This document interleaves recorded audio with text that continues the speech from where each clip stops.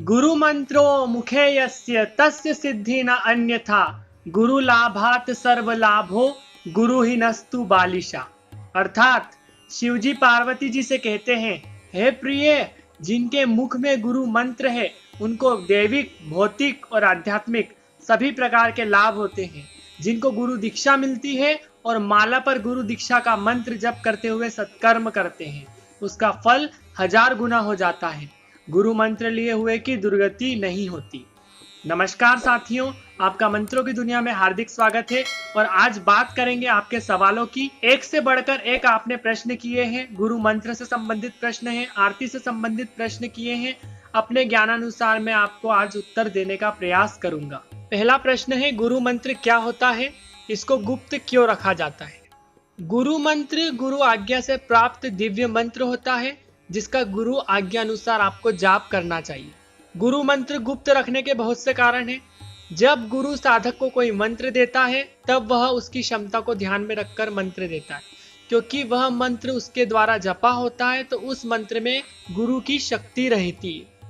साधक यदि वह मंत्र किसी और को बताए तो बताने वाले साधक में शक्ति नहीं होने के कारण उस मंत्र से साधना करने पर भी दूसरे को लाभ नहीं होता।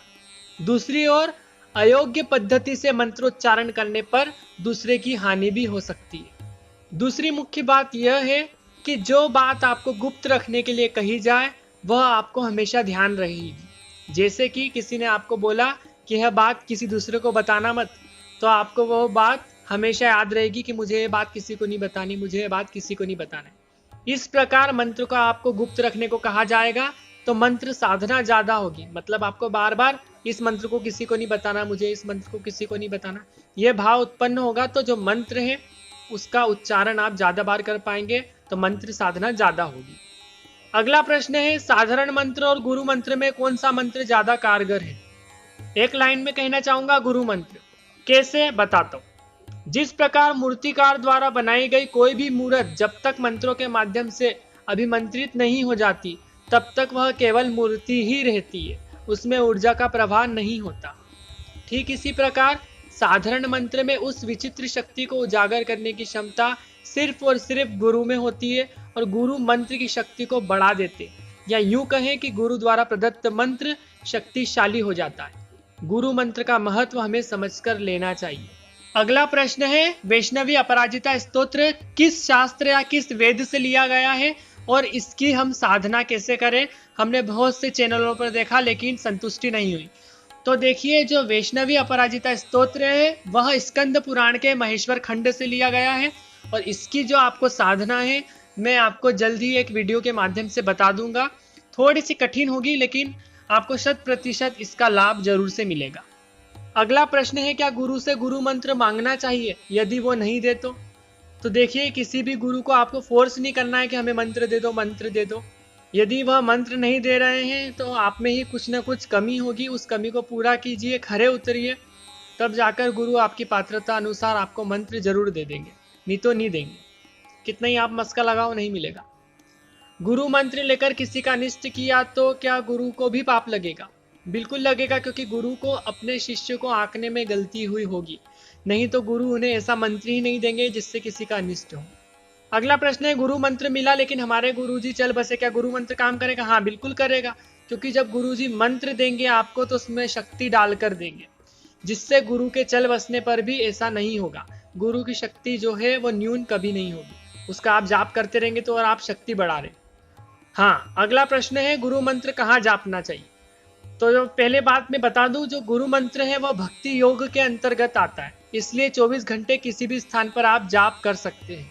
भक्ति योग, कर्म योग में आपको इसकी अलग से सेपरेट वीडियो दूंगा। बहुत अच्छा जो ये भक्ति योग और कर्म योग है आपको बहुत अच्छा समझने में आएगा। आप इस मंत्र, जो भी आपका गुरु मंत्र है, आप उसे मासिक धर्म में, सूतक हो या कुछ भी हो, आप कभी भी जप सकते हैं। अब बात आएगी ऐसे कैसे जप लें, तो भैया मासिक धर्म, मरना, जीना, ये सब ईश्वर ने बनाया है, इसलिए कहाँ और कब गुरु मंत्र नहीं जपना चाहिए ऐसा प्रश्न ही नहीं उठता।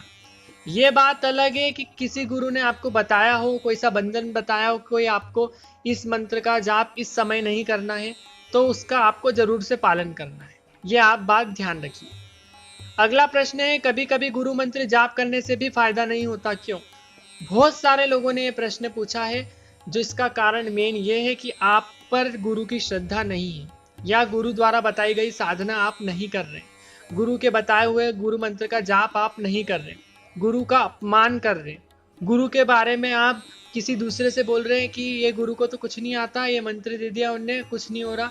इसलिए आपको गुरु पे विश्वास होना बहुत जरूरी है। जिस प्रकार हम माता पिता की सेवा करते हैं, माता पिता के बारे में हम अपशब्द नहीं सुन सकते, उसी प्रकार आपको गुरु के बारे में भी रखना है। अगला प्रश्न है, तंत्र में आगे जाने के लिए क्या जरूरी है?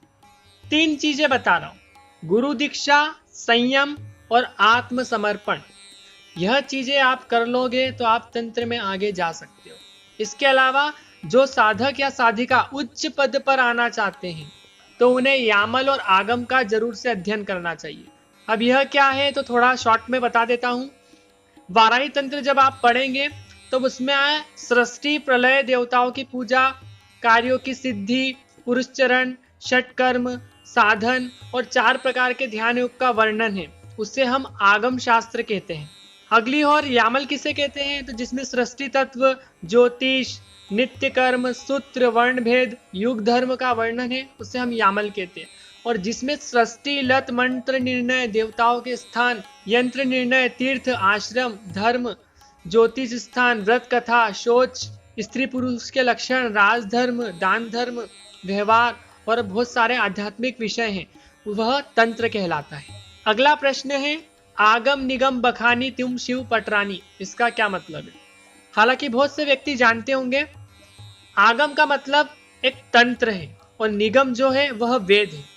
मतलब आगम जो है वह तंत्र शास्त्र है और निगम वेद शास्त्र है।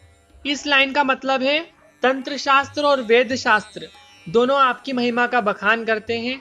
हे शिव पटरानी, तुम्हारी जय जयकार है। तो आशा है मैंने आपके सभी प्रश्नों के उत्तर दिए होंगे। यदि आपको कोई से भी प्रश्न पूछना है तो आप हमें कमेंट बॉक्स और ईमेल के द्वारा प्रश्न पूछ सकते हैं।